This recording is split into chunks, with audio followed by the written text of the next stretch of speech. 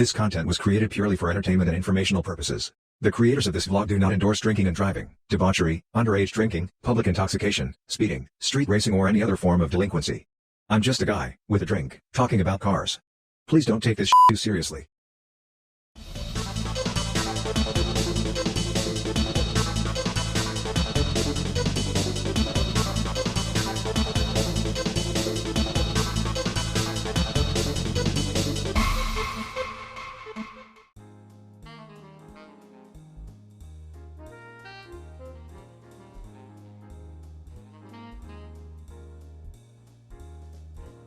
So recently I had a question coming on Facebook. Question: I would appreciate a comparison of blower, turbo, and supercharger. Pros and cons, why and why not, best fits. Okay, so keep in mind my expertise in turbochargers is almost exclusively in their destruction.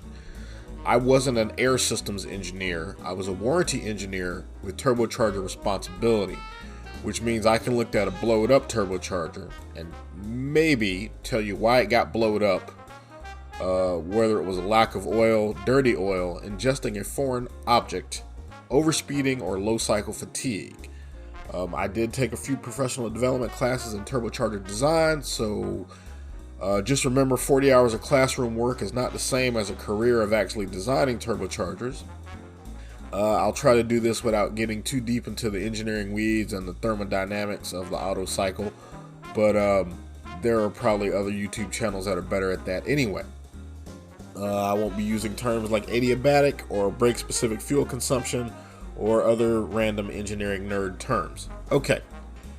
An internal combustion engine is basically an air pump. You're moving air through an engine using air's squishy properties, that's a technical term, squishy, to do work for you. Air essentially is a spring. You can compress it and it will bounce back. Now, if you compress the air and then you say heat it up really hot, it'll bounce back to where it was and even more. So like a spring on steroids, I guess you could say.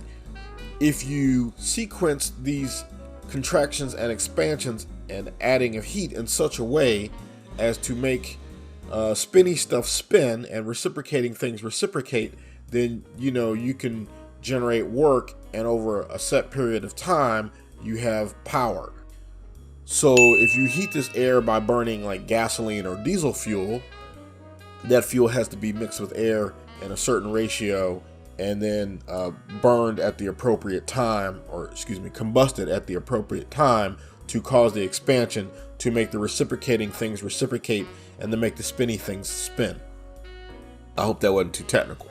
Now, if you want to make more power, you have to move more air in a given period of time. The way you can do that is by physically making the engine larger, i.e. a 5-liter V8 is going to breathe more air than a 2-liter inline 4. All things being equal, i.e. they're turning the same speed. Now, you can make your engine spin faster, but there's consequences to that. But you can also make the small engine breathe more air so that it's making the equivalent power of the 5-liter V8. This is where forced induction comes in. If you can make that 2-liter move the same amount of air in 1 minute as the 5-liter, then it will make the same amount of power in 1 minute, give or take. So supercharging is a way of compressing air going into an engine, thus allowing it to breathe more air and by default more fuel and generate more power. So think of this as steroids for an engine. You take the small guy and you put him on some steroids and now he's as strong as the big guy. It's clunky, but So supercharging itself is pretty old. The first Roots style air compressor dates back to the 1840s, and its original use was as an air pump for blast furnaces. Gottlieb Daimler, yes, that Daimler, received a German patent for supercharging an internal combustion engine in 1885. Louis Renault, yes, that Renault, patented the centrifugal supercharger in France in 1902, so this is not new technology. Around 1921, Mercedes-Benz released the first production series car with a supercharged engine. The famous blower Bentley that won the 24 Hours of Le Mans in 1929 was supercharged, hence the name Blower Bentley. blower is basically just a colloquial name for a supercharger. There's no technical differentiation. The blowers you see on top fuel dragsters and funny cars are Roots type superchargers. That's what they are. Turbochargers are technically also superchargers. Specifically, they are turbo superchargers. They use an exhaust-driven turbine to spin a centrifugal supercharger. So technically a turbocharger is also a type of supercharger. Okay, that's the basics. Couple things to note. Mechanical superchargers have a few different subtypes. There's Roots, there's the Twisted Roots, there's the Lysome, and I'm probably not pronouncing that right. There's the Sliding Vane, there's the Scroll or the G-Later.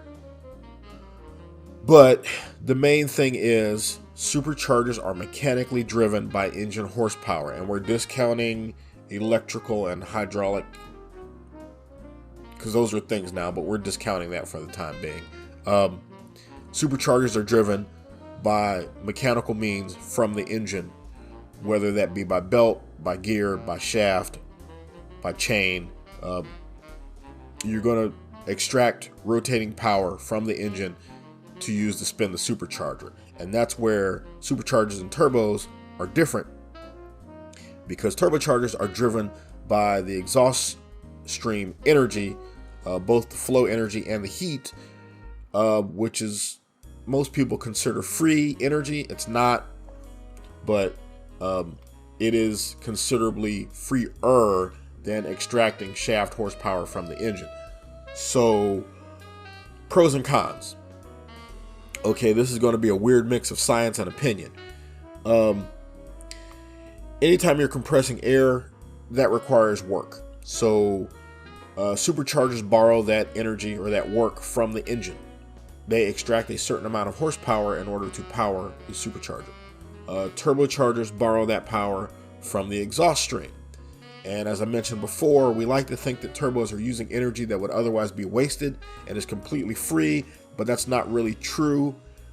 There are some penalties in terms of exhaust flow and back pressure restrictions and some other things that do impact the pumping efficiency of the engine, but it's relatively minor compared to the direct loss of horsepower in driving a supercharger. The flip side is superchargers generate boost and therefore extra engine power at relatively low speeds, and turbochargers need to be spinning pretty fast, like 100,000 RPM fast, to start making significant boost.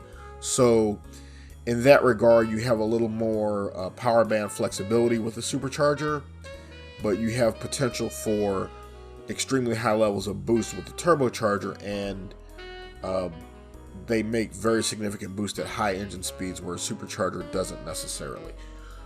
Now, turbochargers do not deliver air in a linear fashion, which can cause some fuel management complications, but with modern computerized engines, that's not such a big deal.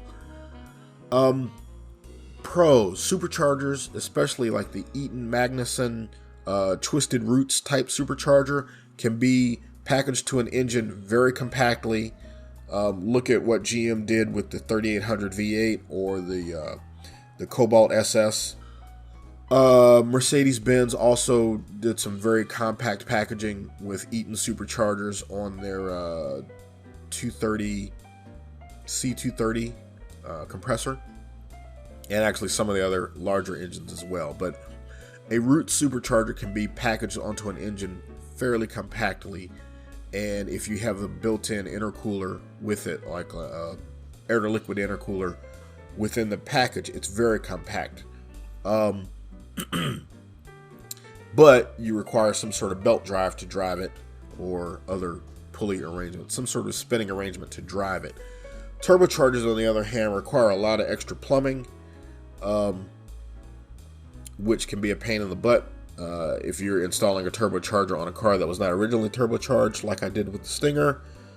Even with the kit, it's still a pain. I had to saw holes and remove parts and weld things, and it's a pain in the butt. And all that extra plumbing weighs something, and so does the turbocharger, because it's big, and the turbine side is made out of cast iron, so it's quite heavy. you need a heavy exhaust manifold to hold it because it's heavy, etc., etc. There have been a handful of engines. I can think of one off the top of my head, which was the Lancia Delta S4, that had both a turbocharger and a supercharger on the same engine. That tends to be very complex because one makes boost at the low end, the other makes boost at the high end, and the crossover between the two can be tricky. Again, computers make that simpler today, but the reality is you'd probably be better off just using sequential turbochargers, one large and one small, or sequential turbochargers with a variable geometry like we do on diesel engines. So you have one fixed and one free, one variable and one free spinning, and you can use that to manage boost pressure for low speed and high speed and some other things. And in diesels, we use them to manage emissions, but you don't really have to do that with the gasoline engine. So the best way I could say it is, yeah, big time funny cars and top fuel rail dragsters use Roots blowers. And I think that's a rules defined thing because turbocharged dragsters definitely exist. If you asked me and I had to pick between the two, I hate to say it, but the engineer in me says it depends on what your requirements are, what you're trying to do. For me, the way I think, for a medium duty street car, like let's say I was designing the Lexus LS400, and I know it's a bad example because that's a car from yesteryear, but if I was designing a big, fast sedan for adults, big, heavy car, I would go with a Roots supercharger. I would. The Eaton package works great. It gives you extra low-end grunt, and those are kind of cars that you're not really going to be racing around. I mean, somebody like my mom, if we put a supercharger on her Cadillac, it would not change the way she drives at all, and she'd probably be happy with the extra power. But for track use, I'm always going to lean towards the turbo. And my rationale isn't logical, it's just the fact that you imitate success, and all the great race cars of the modern era, your Porsche 956, your 962, your McLaren Hondas of the 80s, your modern F1 cars, your Indy cars from way back in the Offenheimer, Offie days. Turbocharging is what they used at Indy. Modern Indy cars are still turbocharged. Formula One has been in and out of the turbo game a couple of times, but they like turbos. Sports car racing likes turbos. Rally cars use turbos. That tells me what I need to know. If all the racing applications are using turbochargers, that tells me turbocharger is probably the most flexible and best use in terms of adding power to cars in a compact way, particularly since race cars have lots of air flowing over them, and therefore they can have a nice large intercooler and cool the charged air pretty effectively. Again, that's partially opinion, and that's not really based on science. That's just based on imitating what already works. But that's my answer. So I'd say for most applications, unless the rules dictate that you use a supercharger, I would go with a turbocharger. Thanks.